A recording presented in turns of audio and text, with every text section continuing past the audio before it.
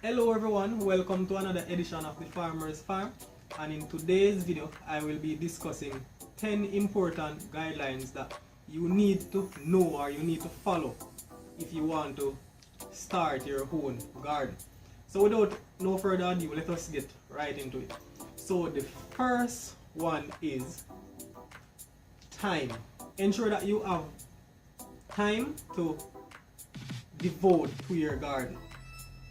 If you do not have the time because of other responsibilities, then ensure that you put other measures in place, such as getting someone to oversee the garden. Because if you do not do that, then you might end up in all kind of problems in your garden or with your garden. The second one is source.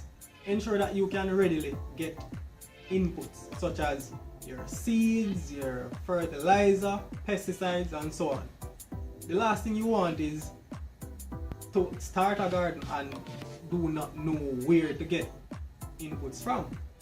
The third guideline is knowledge. I mean, not everybody is into gardening, but if you want to start your garden, don't just jump into it blindsided.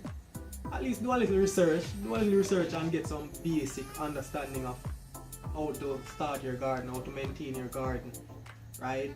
You know, research about pest management, nutrition management, and so on.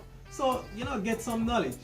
Don't just jump into it without no research or no information whatsoever. The fourth aspect is have an outlet or a market.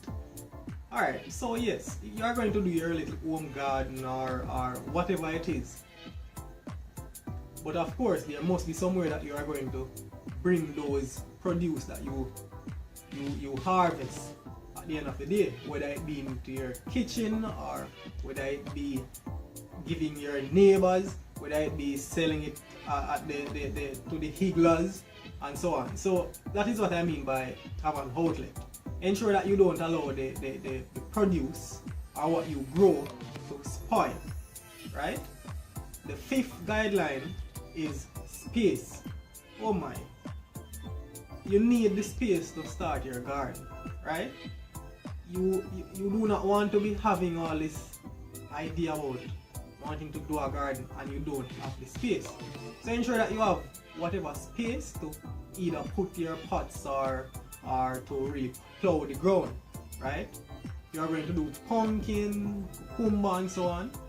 You know you need a good amount of space because you know that those vines will, you know, run and they will extend. Okay, so bear that in mind.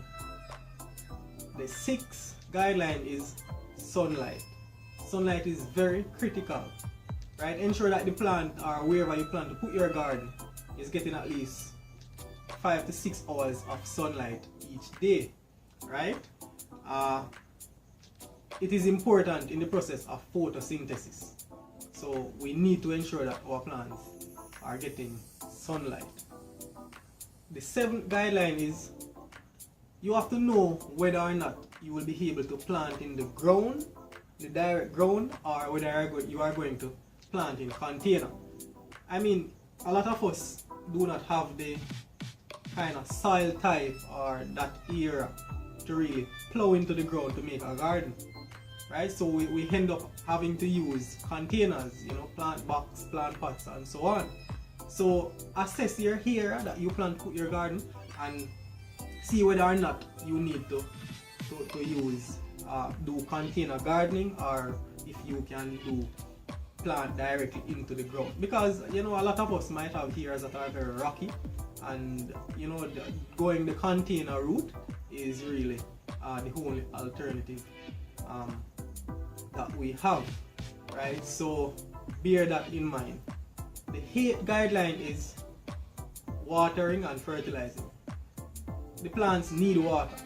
If you don't give them water, they will subsequently die, right? So please ensure that you have water available. Ensure that you either set up a drum or, you know, some container beside your garden or in close proximity to your garden to ensure that you have water readily available, right? If you can set up a little irrigation system where you run a hose, right, from your water source to your garden. That would be good. But if you are only left with only a watering can, just ensure that water is readily available, right? Water is important. Likewise, fertilizing. The plants need nutrients, right? So if you are going to add manure to your soil, no problem. But you need to ensure that wherever you are growing your plants, ensure that there is some source of nutrients that will be made available to the plants, whether they are going to be organic or whether they are going to go synthetic, right? If you want to ensure proper plant growth and development. The 9th guideline is monitoring. Oh my. You cannot set up your garden and leave it there just to attend to itself. Of course, the garden will attend to itself. And guess what? It's not only your plants that you plant will grow. You will have weeds growing. So if you leave your garden and not monitor it, then you'll have a lot of weeds. And when you go there, you might not be able to differentiate the weeds from your actual plants, because your plants are overthrown by the weeds, if you understand what I mean. And it's not only that. We are talking about pests and disease, You want to scout. Monitoring goes hand in hand with scouting. Scouting is a term we use where you go to your garden on a daily basis and really walk around in your garden and see if you see any abnormalities. See if you see any changes in the leaves, any colors, any leaves biting, those kind of things. So you need to monitor in order to catch those those pests that might be attacking your plants. Scouting and monitoring will ensure that you are on top of your game. So ensure that you do that. Don't just get up and say, oh, I'm late for work and that and don't attend to your garden, because that same day that you leave without going into your garden and scouting and monitoring, that might very well be the day where the caterpillar is